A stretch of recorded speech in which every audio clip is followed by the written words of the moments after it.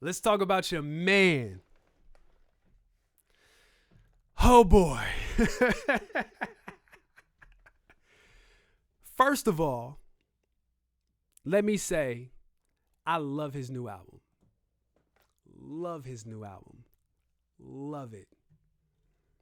This, as someone who grew up on R&B and loves R&B and does not like today's R&B at all because it just feels soulless and egotistical and selfish. I love Puff's new album. I like it a lot.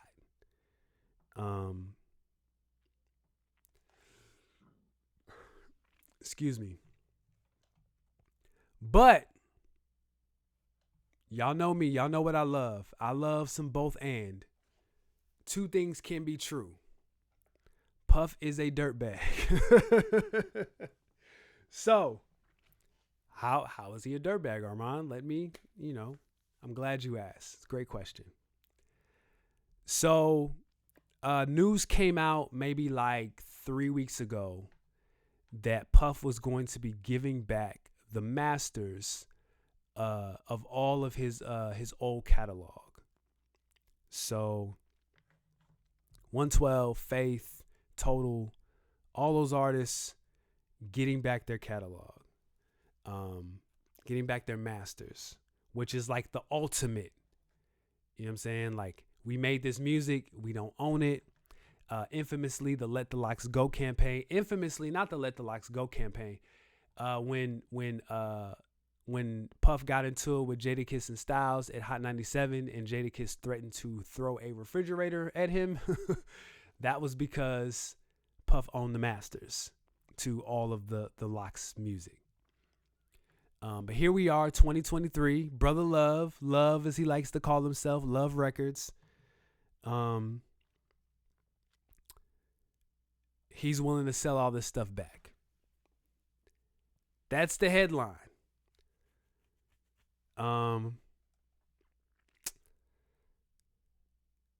Then some other news came out. So one thing that came out that I didn't hear anybody talk about was like, it wasn't Faith in 112, because Bad Boy was a subsidy of, was it Arista? I think Arista, I want to say. But whoever he was signed to at first, so like the initial Bad Boy run, those aren't the artists who got their masters back. Because if you know, I haven't heard Mace say anything. This was for people once. These are for artists who were signed to Bad Boy after Bad Boy was sold to Sony, I want to say. So this is like 2000 and on. So a lot of those artists really didn't get. So this is like Danity Kane, Day 26, like those artists.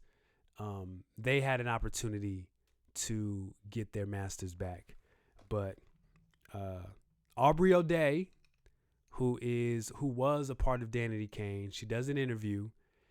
Let me first say Mark Curry came out. Mark Curry said something, but Mark Curry has kind of been like dismissed as the bitter old black man. I don't know if y'all have read his book Dance with the Devil. I read it when it came out. It's crazy. He's kind of been dismissed. Get out of here, old man, right? Whereas Aubrey has been able to like get a little more traction in with her perspective, whatever. So I want to play a clip where she was doing an interview with somebody, something like that, and she details basically like what the split of the or what the details of the masters were. Jesus, I need to eat. All right, go ahead. Let's work. So basically, we only get the amounts due since Sony bought our catalog. Okay. So streaming for the past couple years, it's about $800, $900, some in the hundreds. Okay. And in order to get that, I have to release any claims or wrongdoings or actions prior to the date of the release. I have to sign an NDA that I will never disparage Puff, Bad Boy, Janice Combs, or Justin Combs music or EMI or Sony ever in public. So that you just got recently for this thing. I got it a few months ago when he started for doing what's this. in the news now. So what's happening is artists, some of them, not all of them, are being given streaming royalties and ownership back over our publishing on songs that we wrote at a time when you know that you have to stream a song 1,000,000 times to make a cent. Yeah. Okay? It's hundreds of dollars.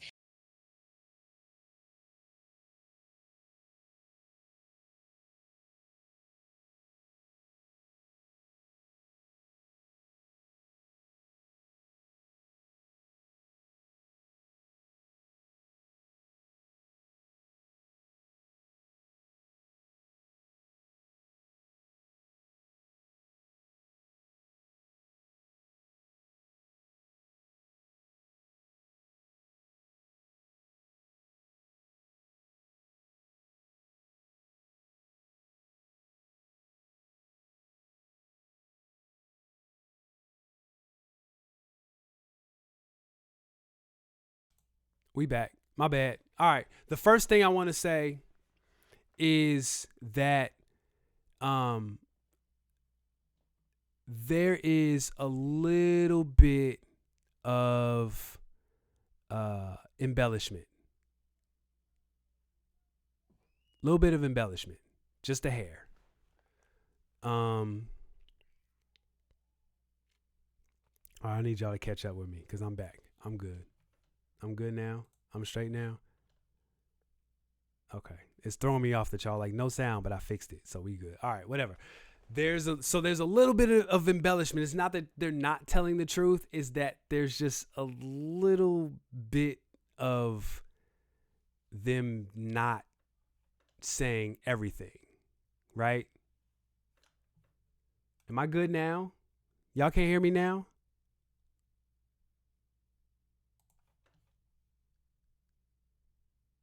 Okay, I'm good now. Okay, thank you, Jordan. Appreciate it. Okay. I'm like, yo, I know I'm good now. I see that I know what I did wrong. Okay. All right, so there's a little bit of embellishment there, right? But it's also true, and I'm not about to beat a dead horse because if you listen to me talk about the streaming era, y'all know that, streaming don't make no money. And to go from an era where people were making millions of dollars simply off of people purchasing CD, going to the store and buying a CD for $12.99, to having to have a song streamed millions of times, listened to on this platform, that's a hard left.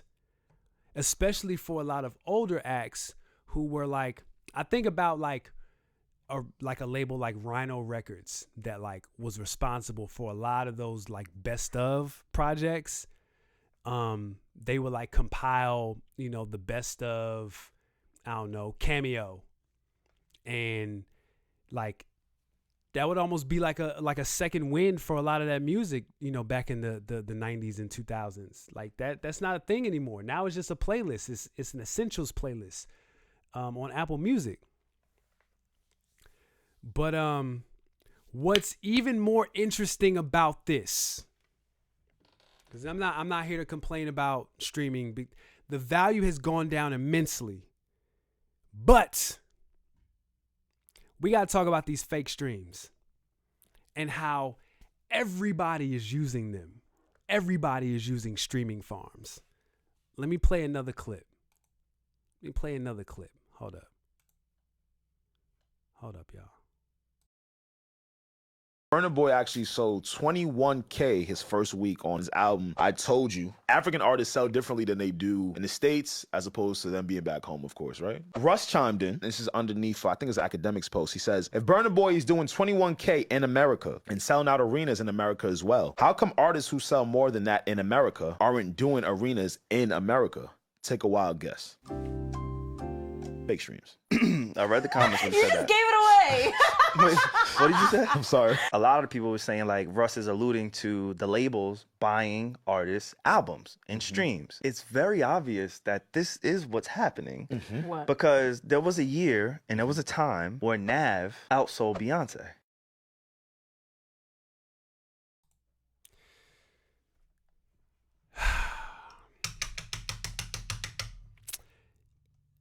These streaming farms, I'm sure y'all have seen that video with Michael K. Williams, where he goes into the streaming farm and it's like all like woozy and, you know, people got the masks on and stuff and they got all these phones and all that stuff. Here's what's crazy about the streaming farms. Like, people will tell artists, yo, don't do the streaming farms because it's going to mess up your data and you're not really going to know who your audience is. But then what are the labels doing? You know what I'm saying? Like, is there a disconnect there? Because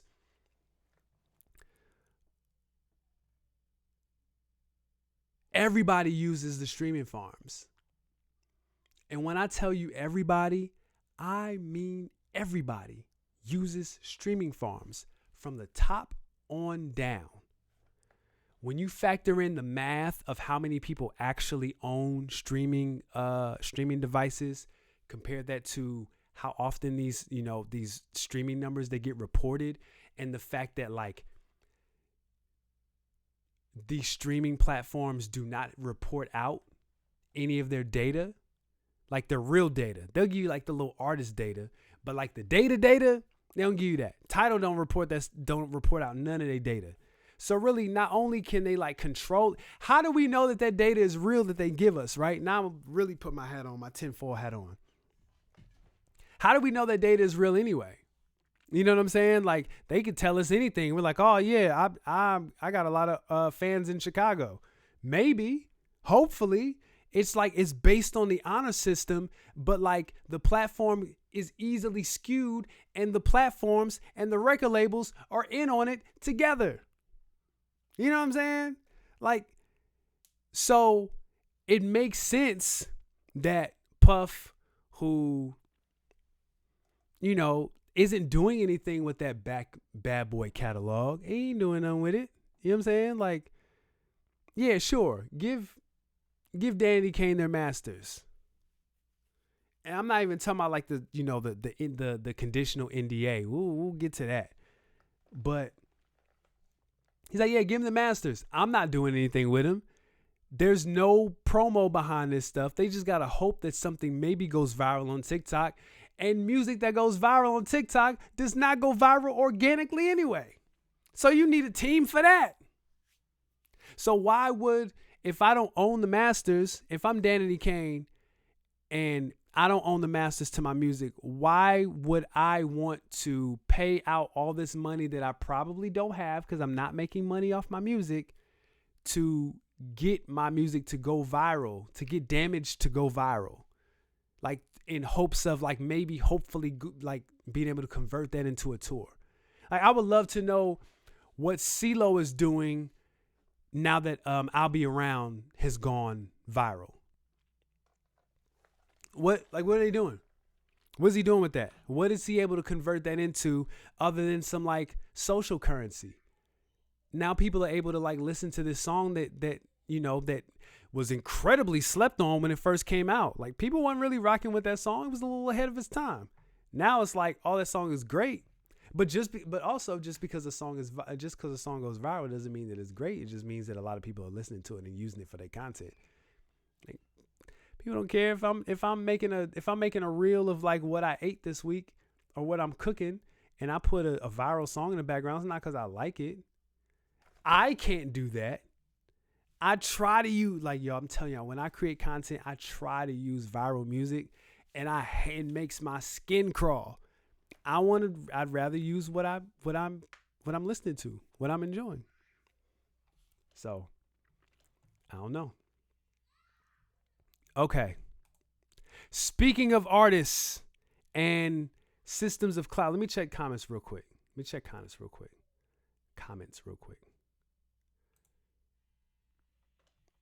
Listen, it's all about the numbers. Like, I'll just say it. I don't care. My job puts an emphasis on numbers every year. They call them quantifiable metrics. The numbers tell them if something is working or not. They don't care about anything else other than like what numbers they can report to their superiors, because that gets them more money and more funding to do more things. That's it. So once you learn that, and it becomes more, once you learn that, you have mastered the workforce. It's not about working 40 hours a week.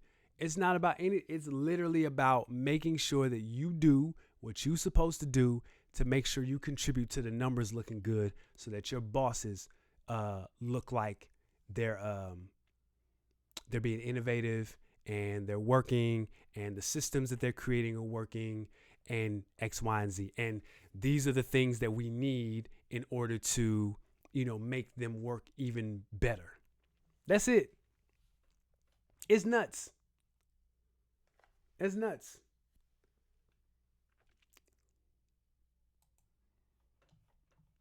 Yeah, systems BS. I told my man yesterday, I know for a fact that Ice Spice is a terrible deal because she got a Taylor Swift feature with a career less than 3 years old. Listen, Taylor Swift want that clout too. You know what?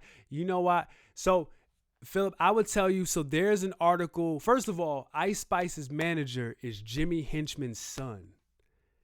That's a big red flag for me. Look up, if you don't know who Jimmy Hinchman is, look up Jimmy Hinchman. That's a big red flag for me. Now, from my understanding in this article, and I believe it's with Complex, he says that Ice Spice owns her publishing, not her masters. I think she owns her publishing. If you don't think Taylor Swift using them streaming farms, let me tell you, buddy,